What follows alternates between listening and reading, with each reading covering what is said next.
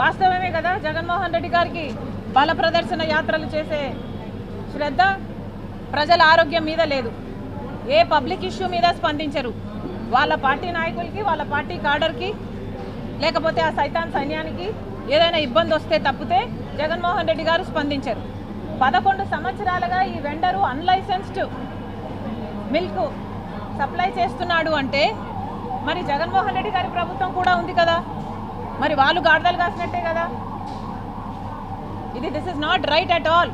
ఇప్పటికైనా ప్రభుత్వం మేల్కోవాలి. ఇప్పటికైనా ఫుడ్ సేఫ్టీ డిపార్ట్మెంట్ అన్నది దాని సిబ్బందిని పెంచుకోవాలి. పాల మీద నిరంతరం నిఘా ఉండాలి. గుడ్లు అయితేనేమి లేక చికెన్ అయితేనేమి ఇవి కూడా గ్రోత్ హార్మోన్స్ ఉన్నాయి అన్న భయం చాలా మందిలో ఉంది. చాలా మందికి చాలా లాంగ్ టర్మ్ డిసీజెస్ వస్తున్నాయి. ఇవన్నీ కూడా అరికట్టాల్సిన బాధ్యత ప్రభుత్వానిదే.